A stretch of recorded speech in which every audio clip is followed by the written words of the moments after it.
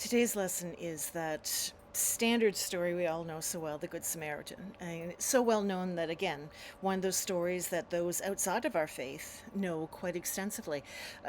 Organizations are called Good Samaritan. Around the world, numerous people associate this with the kindness and generosity and the social justice of Christians. And often, when we read these stories, as we read so many other stories, we we've read them so often, or we think we have such a good grasp on them that they kind of just fade away. The common conversation around this, of course, is why did these other two men pass by? Who were they? What was going on? What was informing them? Were they malevolent? Were they concerned about other things? There's been a lot of permission giving around there, that there was social considerations that we have lost maybe through time. But the one character that we hardly ever talk about when we look at the Good Samaritan is the person who was hurt. We look at the Good Samaritan, we look at the other guys, but not the person who was hurt.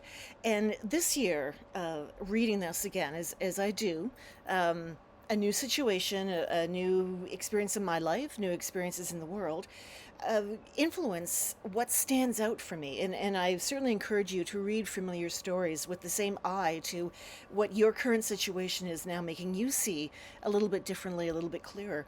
So for me, I'm kind of relating, kind of seeing what's going on with the person who was lying there.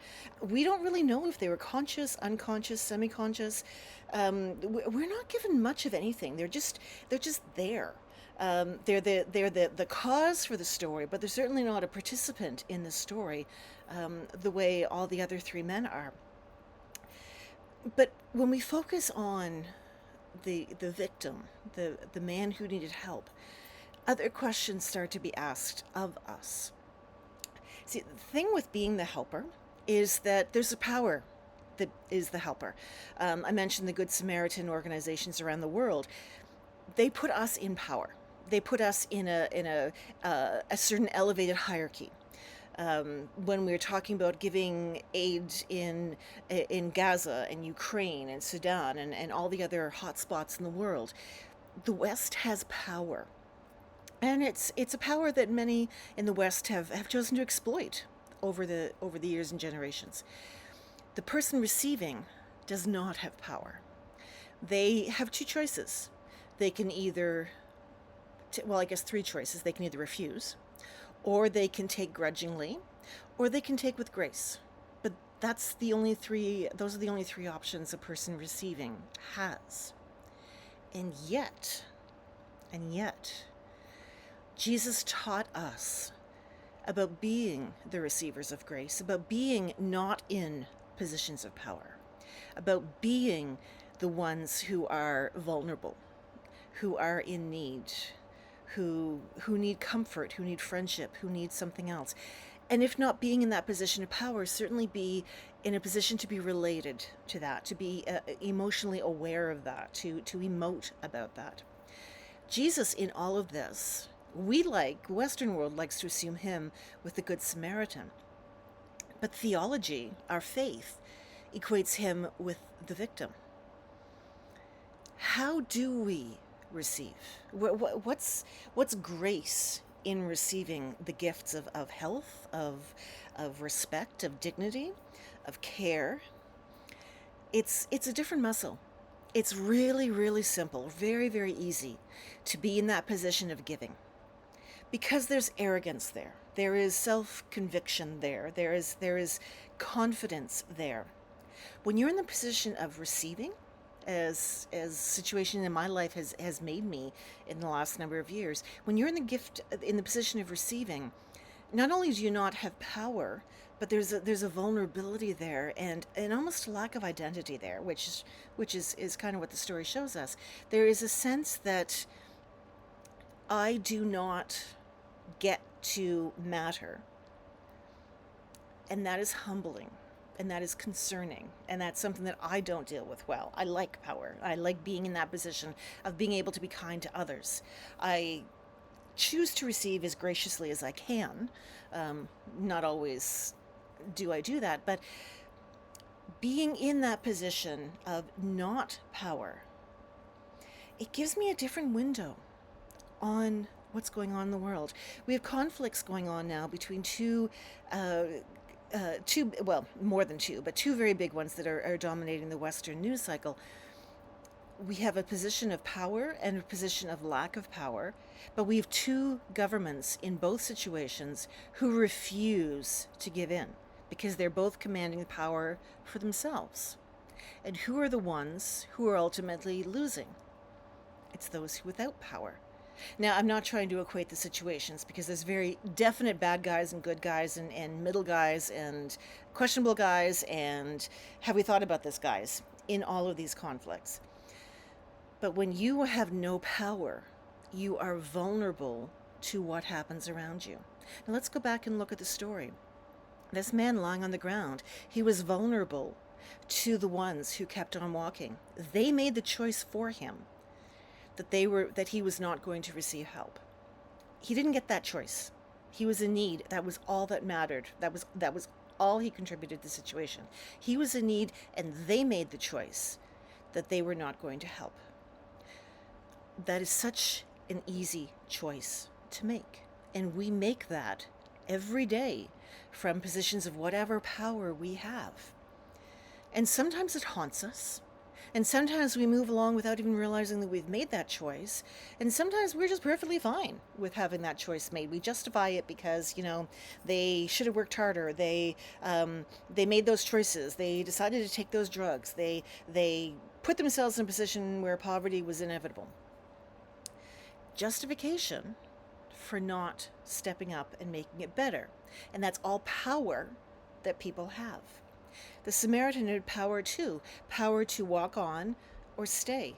We'd like to make a big deal of the Samaritan aspect, and I'm sure in Jesus' time that actually mattered, because here was this foreigner, this despised person who showed more graciousness and love than the people who represented the temple. But it was still a power that he could exercise if he chose to. He could have walked on by and no one would have said a thing. The person in need didn't really register. Where do we see God in this entire story? God has repeatedly told us that God is not with the powerful, but with the vulnerable. Equating the Samaritan with God is not the equation that Jesus has taught us to make. Equating God with the people who walked on by, paid no attention, that's also not something that Jesus encouraged us to understand. And in modern parlance, we could very definitely identify that as right-wing Christofascists who came up with every excuse in the book, maybe legitimate, maybe not, to ignore what's going on. God is not with them either. But God is with the vulnerable. And when you're in a position of being vulnerable, it's a very scary place to be. The thought that God is with you in that time is the only comfort you actually have. That God is with you in the moment. Much like with the flooding that happened in Texas. People were asking, where's God in all of this? Well, I could tell them. God was with those little girls that got killed. And all the campers and all the neighborhoods, because comfortable old white men decided they didn't want the hassle, they didn't want the bother. People died. God was not with them in those choices. God was with the victims and the vulnerable. If we look at our Christianity, if we look at our faith, if we look at how Jesus called us to behave to each other, and immediately identify who is vulnerable in this equation. And I'm not talking false vulnerability. It's not like, I'm going to get fired if I don't do this. That's not the real vulnerability we're talking about. We're talking about a vulnerability with no choice. Vulnerability with no agency. If we can identify that, we have a better chance of seeing God in the situation, and then we can act accordingly.